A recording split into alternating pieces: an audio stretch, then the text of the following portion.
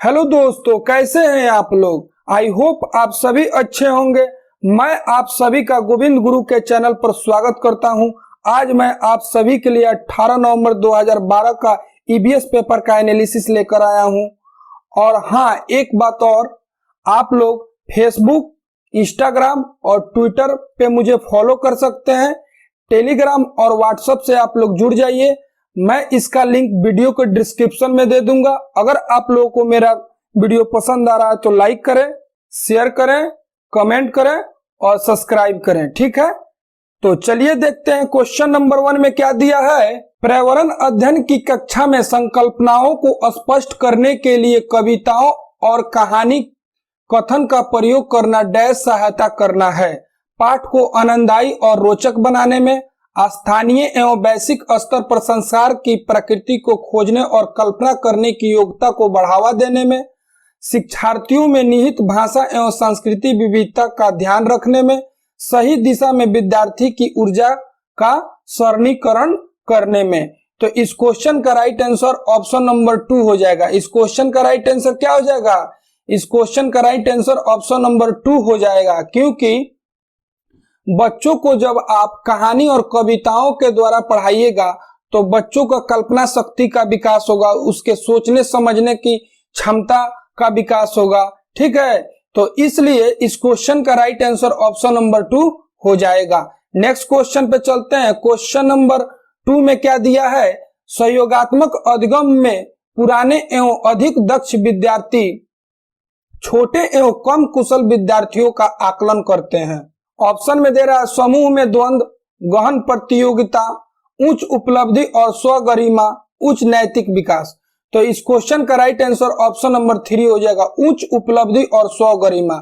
इस क्वेश्चन का right answer क्या हो जाएगा? इस क्वेश्चन का राइट आंसर ऑप्शन नंबर 3 हो जाएगा, उच्च उपलब्धि और स्वगरिमा। नेक्स्ट क्वेश्चन पे चलते हैं। क्वेश्चन नंबर 3 में क्या दिया है? सीमा प्रत्येक पाठ को रटकर तुरंत सीख लेती है, जबकि लीना चर्चा और एवं ब्रेन स्टॉर्मिंग के बाद प्रत्येक पाठ को समझती है। यह डैश के विकासात्मक सिद्धांत की ओर संकेत करता है, ठीक है।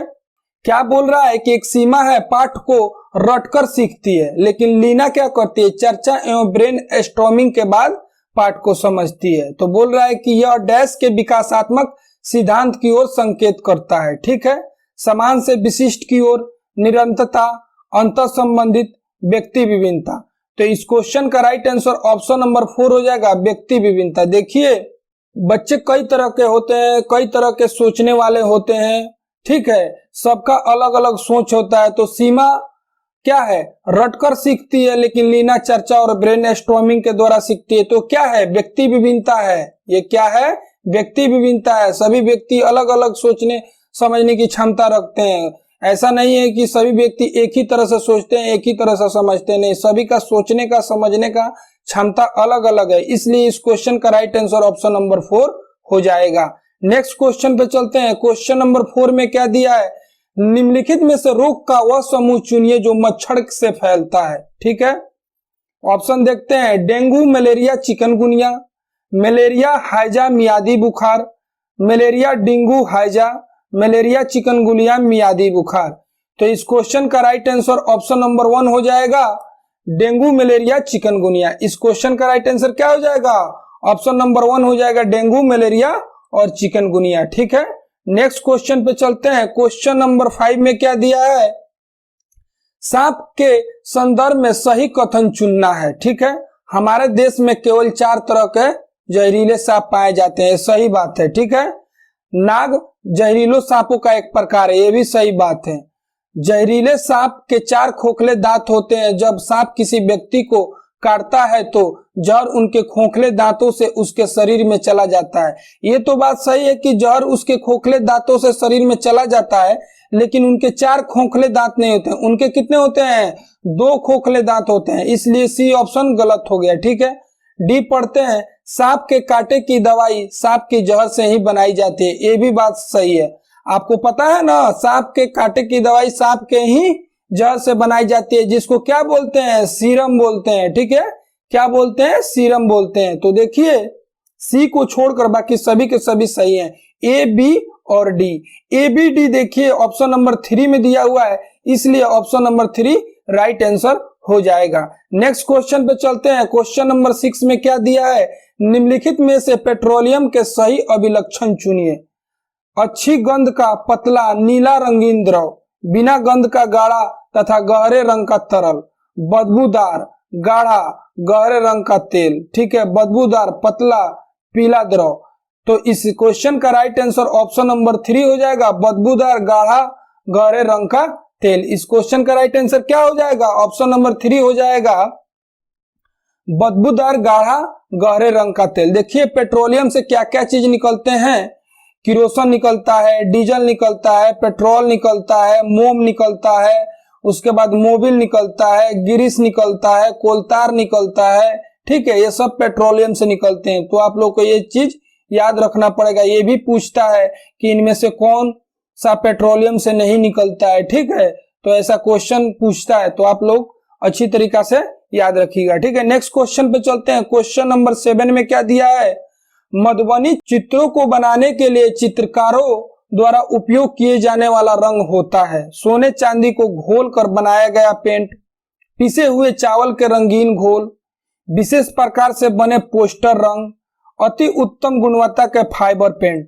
तो देखिए इस क्वेश्चन का राइट आंसर ऑप्शन नंबर 2 हो जाएगा, पिसे हुए चावल के रंगीन घोल। इस क्वेश्चन का राइट आंसर क्या हो जाएगा, ऑप्शन नंबर 2 हो जाएगा। देखिए चावल के पिसे हुए चावल का घोल से मधुबनी चित्रकला बनाया जाता है, फूलों का रसों से भी बनाया जाता है। तो इसलिए इस क्वेश्चन का राइट आंसर ऑप्शन नंबर 2 हो जाएगा। ठीक है, नेक्स्ट क्वेश्चन पे चलते हैं। क्वेश्चन नंबर 8 में क्या दिया है, डिसलेक्सिया मुख्यतः डैश की समस्या के साथ संबंधित है। ठीक है, बोलने और सुनने, पढ़ने, सुनने, बोलने। तो इस क्वेश्चन का राइट आंसर ऑप्शन नंबर 2 हो जाएगा, पढ़ने। देखिए डिसलेक्सिया जो होता है पढ़ने से संबंधित है। ठीक है, ये किससे संबंधित है, पढ़ने से संबंधित है। ठीक है, नेक्स्ट क्वेश्चन पे चलते हैं। क्वेश्चन नंबर 9 में क्या दिया है, पर्यावरण अध्ययन की पाठ्य पुस्तकों में अभ्यास एवं गतिविधि को डैश उपलब्ध कराना चाहिए। ठीक है, प्रकरणों में अंत निर्मित, पुस्तकों में अलग अलग स्थान पर, इकाई के अंत में, पाठ के अंत में। तो इस क्वेश्चन का राइट आंसर ऑप्शन नंबर 1 हो जाएगा, प्रकरणों में अंत निर्मित। क्या हो जाएगा, प्रकरणों में अंत निर्मित। ठीक है, नेक्स्ट क्वेश्चन पे चलते हैं। क्वेश्चन नंबर 10 में क्या दिया है, पर्यावरण अध्ययन के शिक्षक को क्या करना चाहिए, बच्चे के दृष्टिकोण को स्वीकार करना एवं सम्मान देना चाहिए, अभिभावक के विचार को स्वीकार करना एवं सम्मान देना चाहिए, विशेष प्रयोग पर ध्यान देना चाहिए, विशेष पुस्तक और परीक्षाओं पर ध्यान देना चाहिए। तो देखिए इस क्वेश्चन का 2 आंसर सही है। एक तो बच्चे के दृष्टिकोण को स्वीकार करना चाहिए और सम्मान देना चाहिए, और एक विशेष प्रयोग पर ध्यान देना चाहिए। प्रयोग पर ध्यान दीजिएगा तो बच्चा खुद से करेगा तो ज्यादा सीखेगा। तो ये दोनों ऑप्शन सही है, लेकिन ज्यादा ये सही है। तो इसलिए इस क्वेश्चन का राइट आंसर ऑप्शन नंबर 3 हो जाएगा। ठीक है, ठीक है, नेक्स्ट क्वेश्चन पे चलते हैं। क्वेश्चन नंबर 11 में क्या दिया है, प्राथमिक स्तर पर बच्चों का आकलन करने का सर्वश्रेष्ठ तरीका डैश का प्रयोग करना, गृह कार्य, योगात्मक कार्य, पोर्टफोलियो, आवधिक परीक्षाएं। तो इस क्वेश्चन का राइट आंसर ऑप्शन नंबर 3 हो जाएगा, पोर्टफोलियो। देखिए प्राथमिक स्तर पर का बच्चा है तो उन लोगों का समझ लीजिए कि आप परीक्षा वगैरह से आप आकलन नहीं कर सकते हैं, आप डायरेक्ट उसको पोर्टफोलियो से ही आकलन किया जा सकता है। ठीक है, नेक्स्ट क्वेश्चन पे चलते हैं। क्वेश्चन नंबर 12 में क्या दिया है, एक शिक्षक पढ़ाते समय श्रव्य एवं दृश्य सामग्री एवं शारीरिक गतिविधि का प्रयोग करता है, क्योंकि देखिए अधिगम वृद्धि में अधिकतम इंद्रियों का उपयोग करते हैं, शिक्षक को आराम उपलब्ध कराते हैं, प्रभावी आकलन को सुगम बनाते हैं, शिक्षार्थियों को दिशा परिवर्तन उपलब्ध कराते हैं। तो इस क्वेश्चन का राइट आंसर क्या हो जाएगा, इस क्वेश्चन का राइट आंसर ऑप्शन नंबर 1 हो जाएगा, अधिगम वृद्धि में अधिकतम इंद्रियों का प्रयोग करते हैं।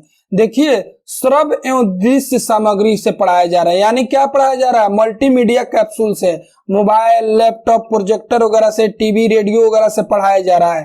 तो इसमें अधिक इंद्रियों का क्या होगा, यूज होगा। जैसे मान लीजिए जो कान से बहरा है तो वो क्या करेगा, देख कर समझ लेगा, जो आंख से अंधा है वो क्या करेगा, सुन के समझ लेगा, ठीक है। और जो दोनों में सही है वो तो वैसे ही भी देख के समझ रहा है, ठीक है।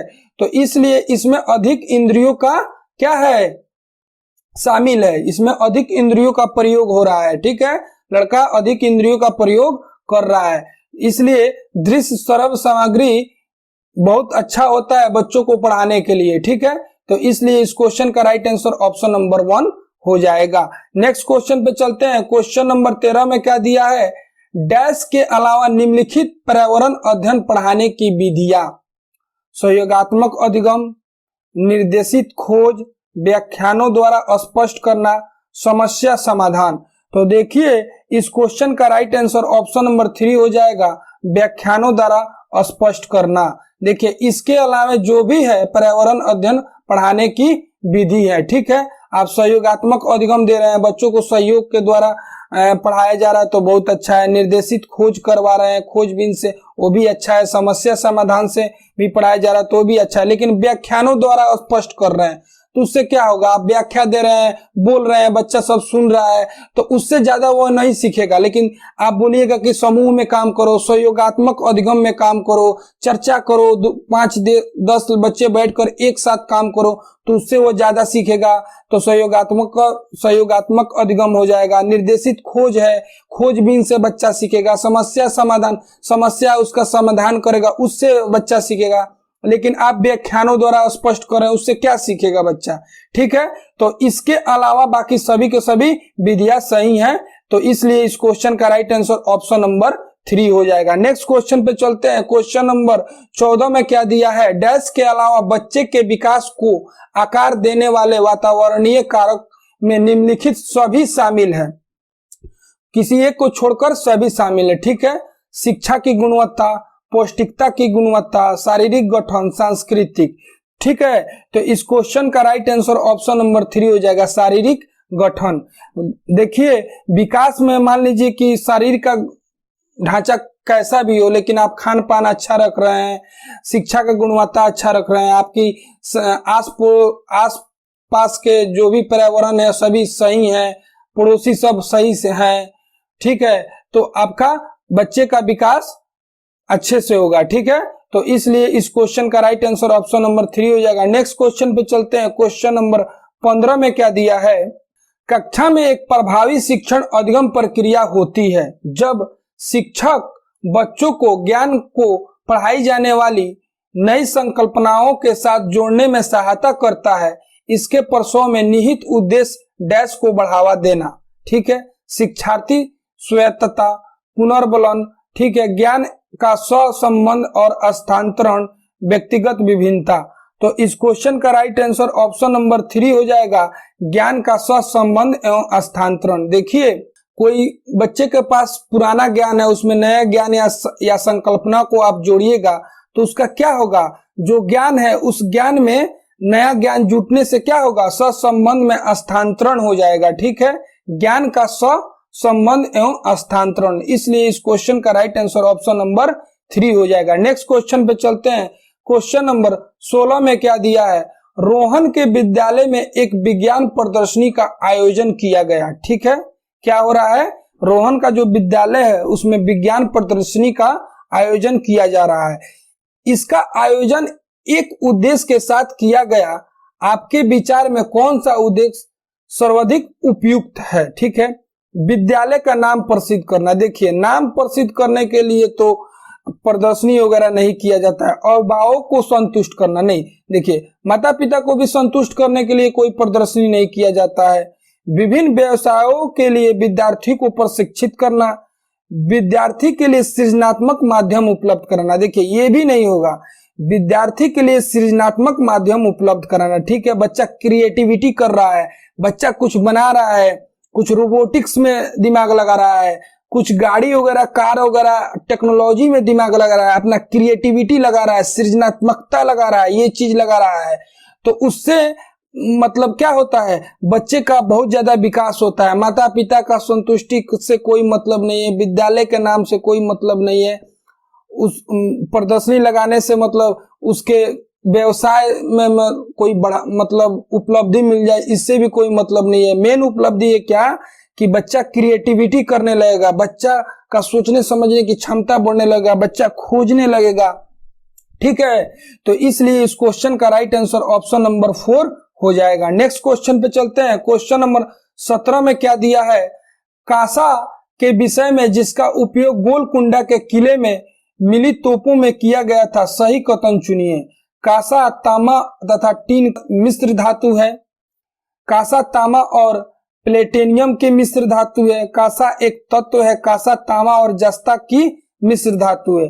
तो इस क्वेश्चन का राइट आंसर ऑप्शन नंबर 1 हो जाएगा। कासा क्या है, कासा तांबा तथा टीन का मिश्र धातु है। क्या है, कासा तांबा तथा टीन का मिश्र धातु है। नेक्स्ट क्वेश्चन पे चलते हैं। क्वेश्चन नंबर 18 में क्या दिया है, प्रयोग और प्रयोगात्मक कार्य करते समय श्यामा का निष्पादन कक्षा में सर्वश्रेष्ठ होता है, उसे बहुत ही सृजनात्मक शिक्षार्थी माना जाता है, इसलिए वहां के द्वारा संकल्पनाओं को सिखाती है। ठीक है, क्या है, एक कोई श्यामा है जो प्रयोग और प्रयोगात्मक में उसे बहुत ही महारत हासिल है, इसीलिए वहां के लोग उसको क्या बोलते हैं, बहुत ही क्रिएटिव स्टूडेंट मानते हैं। ठीक है, तो ऑप्शन में क्या दे रहा है कि अपसारी चिंतन, मॉडलिंग, अनुकरण, अभिसारी। तो इस क्वेश्चन का राइट आंसर ऑप्शन नंबर 1 हो जाएगा, अपसारी चिंतन।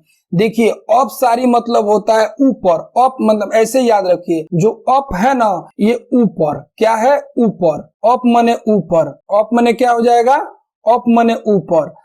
अभी, अभी मतलब इसके मतलब नीचे, इसे आप नीचे समझिए कि बच्चा इसे क्या कर रहा है, नीचे, इससे आपको समझ में आएगा। अप मतलब क्या होता है, ऊपर, ऊपर सोचने वाला, आउट ऑफ द बॉक्स, क्या, out of the box, out of the box, बच्चा मतलब बॉक्स के बाहर सोच रहा है, उसके अंदर सृजनात्मकता है। ठीक है, वह बहुत ज्यादा क्रिएटिव बच्चा है। तो इस क्वेश्चन का राइट आंसर क्या हो जाएगा, अपसारी चिंतन। क्या हो जाएगा, अपसारी चिंतन। ठीक है, नेक्स्ट क्वेश्चन पे चलते हैं। क्वेश्चन नंबर 19 में क्या दिया हुआ है, अल ब्रूनी जिस देश से आए थे उसका नाम, उज्बेकिस्तान, ओमान, अफगानिस्तान, बांग्लादेश।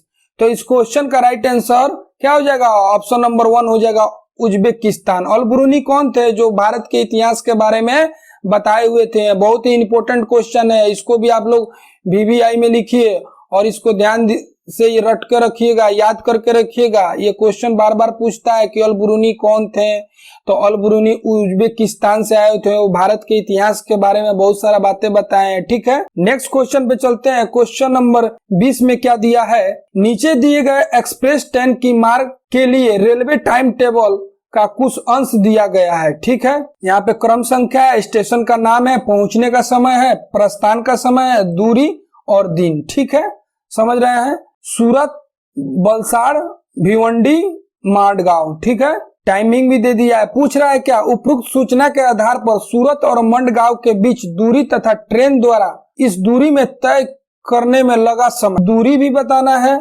और ट्रेन द्वारा इस दूरी में तय किए गए लगने वाला समय, इसमें आपको समय भी बताना है, दूरी भी बताना है और समय भी बताना है। ठीक है, ठीक है, देखते हैं क्वेश्चन में। कोई एक्सप्रेस ट्रेन है, सूरत से कब खुल रही है, हमको कब कहां से कहां बताना है, सूरत से मडगांव के बीच निकालना है दूरी और टाइमिंग, कितना टाइम लगा।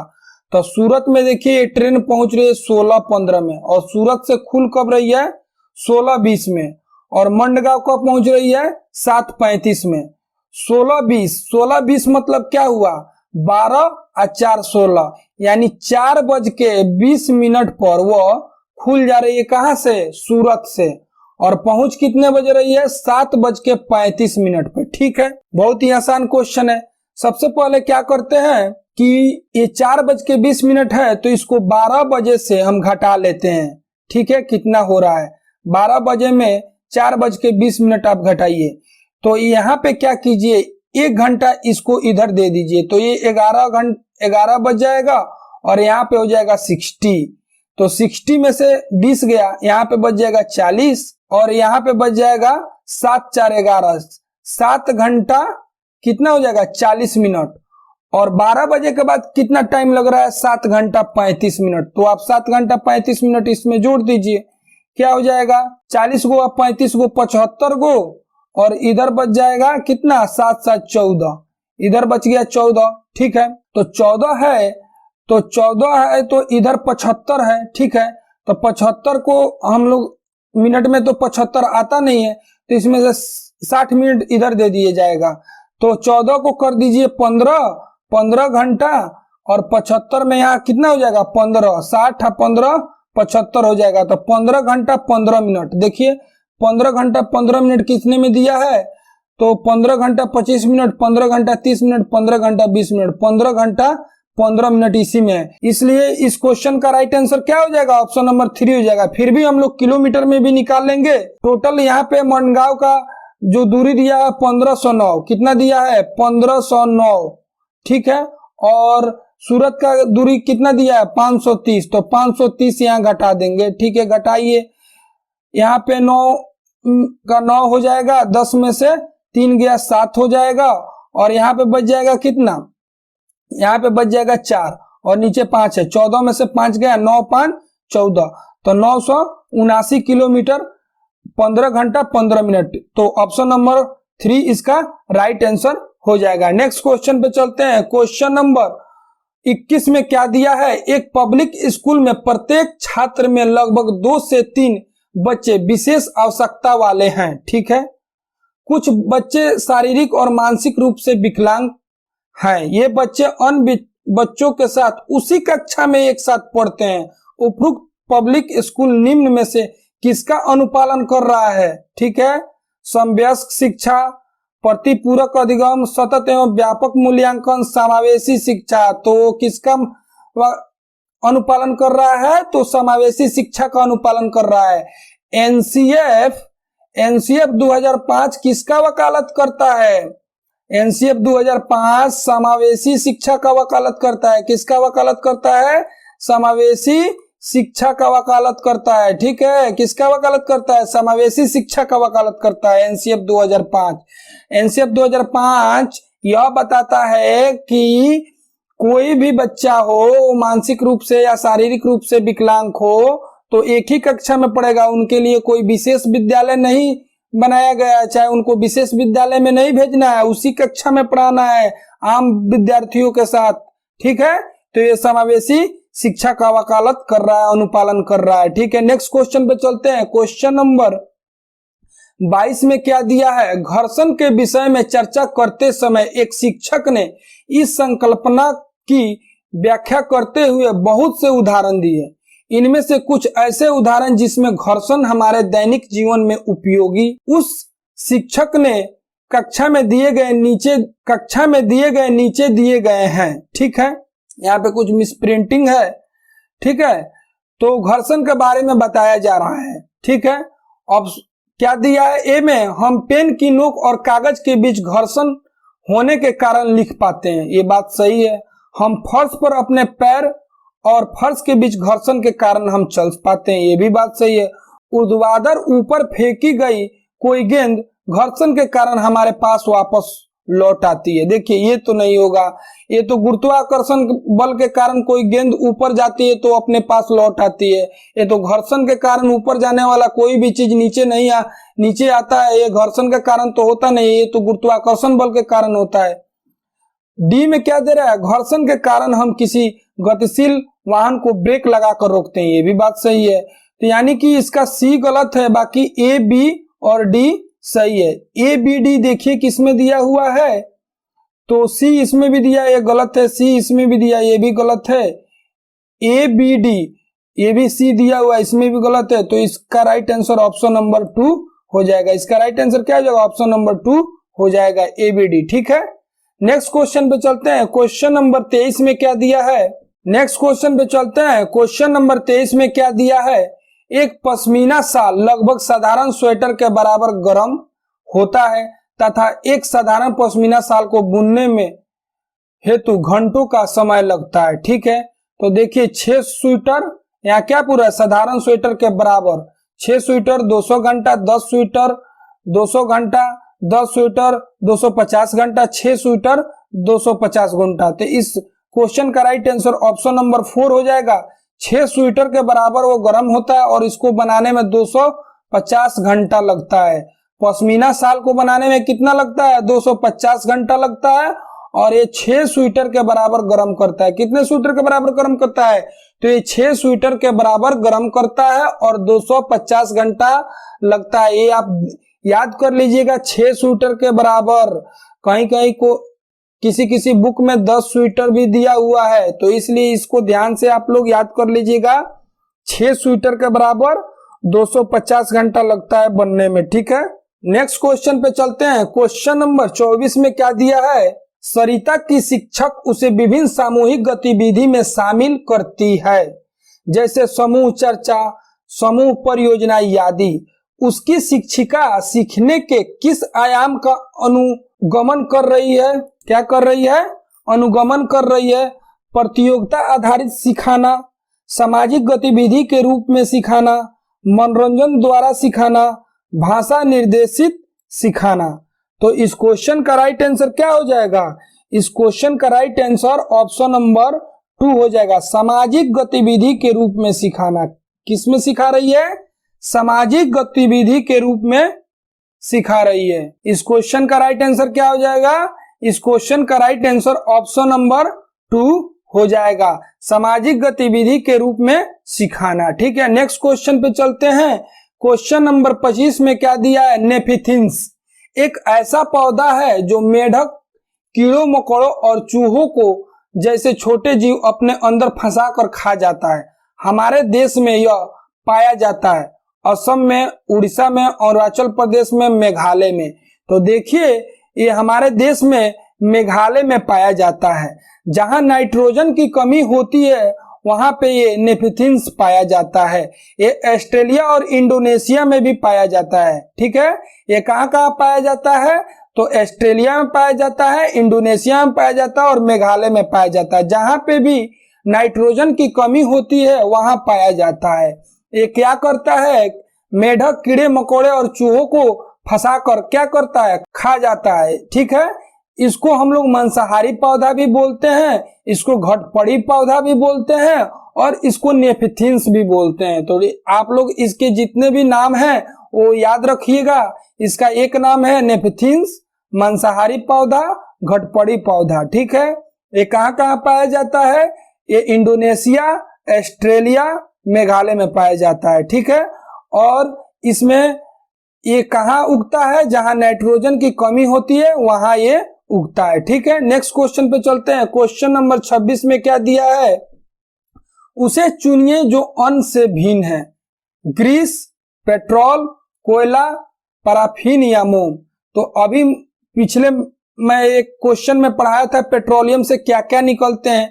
तो देखिए, ग्रीस भी निकलता है, पेट्रोल भी निकलता है, पैराफिन या मोम, इसको वेक्स भी बोलते हैं। कहीं पे पैराफिन लिख देता है, कहीं पे वेक्स लिख देता है, कहीं पे मोम लिख देता है। तो आप लोग पैराफिन लिखा हुआ तो कंफ्यूज मत होइएगा, मोम हटा देता है, सिर्फ पैराफिन रखता है। बच्चा कंफ्यूज होगा, पैराफिन पे टिक मार देता है, उसको नहीं मालूम होता है कि पेट्रोलियम से ये भी निकलता है, ठीक है। कोयला जो है ये भिन्न है, ये तीनों के तीनों एक ही चीज से निकलते हैं, लेकिन कोयला खदानों में पाया जाता है, ठीक है। तो इस क्वेश्चन का राइट आंसर ऑप्शन नंबर 3 हो जाएगा। नेक्स्ट क्वेश्चन पे चलते हैं। क्वेश्चन नंबर 27 में क्या दिया है? बिहार के गांव में बहुत से किसान अतिरिक्त धन कमाने के लिए मधुमक्खी पालन कर शहद एकत्रित करने का कार्य करते हैं। मधुमक्खी पालन करने का सबसे अच्छा समय जुलाई से सितंबर, अक्टूबर से दिसंबर, जनवरी से मार्च, अप्रैल से जून। तो इस क्वेश्चन का राइट आंसर क्या हो जाएगा? इस क्वेश्चन का राइट आंसर ऑप्शन नंबर 2 हो जाएगा, अक्टूबर से दिसंबर। देखिए, बिहार में स्पेशली मुजफ्फरपुर में किया जाता है। मुजफ्फरपुर लीची के लिए बहुत फेमस है और वहां पे बहुत सारे लीची की बागान है, ठीक है। और मधुमक्खी को पालन लीची के बागानों में ही किया जाता है। बागानों में जो लीची का फूल होता है उस पे मधुमक्खी बहुत ही लुभाती है, ठीक है। और इसको लकड़ी के बक्सों में क्या किया जाता है? मधुमक्खी पालन किया जाता है, ठीक है, जिसमें चीनी का घोल भी लगता है, ठीक है। आप लोग ये पॉइंट याद रखिएगा, जब मैं एनसीईआरटी पढ़ाऊंगा तो सारा डीपली आप लोगों को समझा दूंगा क्या क्या लगता है, ठीक है। नेक्स्ट क्वेश्चन पे चलते हैं। क्वेश्चन नंबर 28 में क्या दिया है?